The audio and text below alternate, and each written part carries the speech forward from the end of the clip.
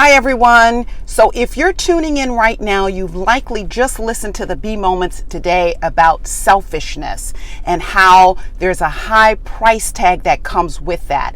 And I said that I would share my points about Antonio Brown. And the reason I'm sharing this with you today, and of course here I am in the car once again, because this is the spot that I have right now where I just feel as though I could be honest with you and pour my heart out to you. And the reason I felt so inspired today to share something is that there are two schools of thought as I am listening more and more to the news about Antonio Brown. And I can't even believe that there are two schools of thought. So this is why I was so inspired to speak today. And let me just take a step back. For those who may not be sports fans, let me tell you, I don't really follow sports as much either. But this has now made it into the national news. And so this is where I pick it up. So Antonio Brown is a star wide receiver for the Oakland Raiders.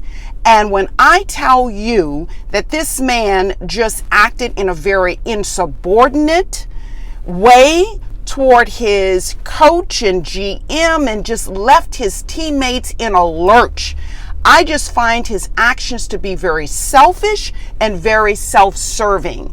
And anyone who had the facts, I'm telling you from A to Z, I don't see how you could see it any other way.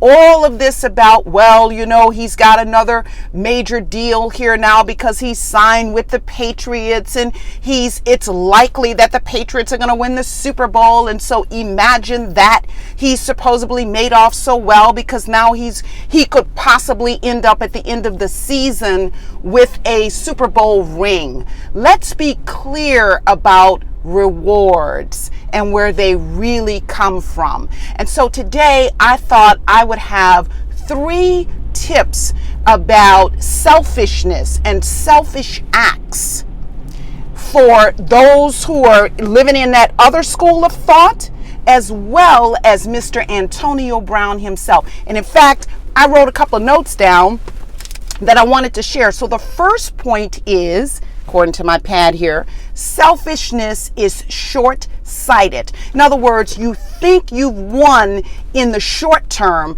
but in reality, you have not. Because guess what? That energy has to come back around again. And now the last thing a selfish person wants is to experience selfishness. So in the short run, it looks like Antonio Brown is on the upside. Let's see how he fares. And I will say this for him. He is a very talented young man. This is a pivotal time for him. Maybe, Mr. Brown, you will turn it around. But keep listening to these tips. The second point I want to make is your work, my friend, seems to be an inside job. In other words, you can perform really well on that field in which everyone is expecting you to do that.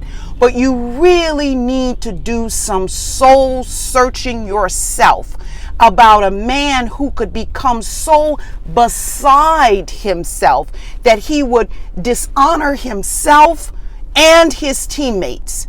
Think about your selfishness. And then the third thing that I would encourage you from my notes here before I run is selfishness is a sign of low self-esteem. I'm going to say that again. Selfishness is a sign of low self-esteem because you are, fearful that something's going to be taken from you. We serve an abundant God.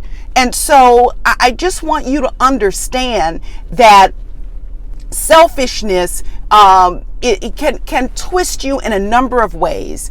And it usually is a sign that something deeper is going on, which is why some have predicted that you won't be able to last at the Patriots. Here's my prayer for you, that you prove us all wrong, that you use this moment as a pivotal one, that it has gotten your attention. And what you did with the Steelers in Pittsburgh, what you did with the Raiders in Oakland, you won't take that same behavior with you to the New England Patriots. But if you do, my friend, it will not end well for you. So those are my thoughts. I went over time, but I just have to speak from my heart to you today. Okay, love you guys. See you next week.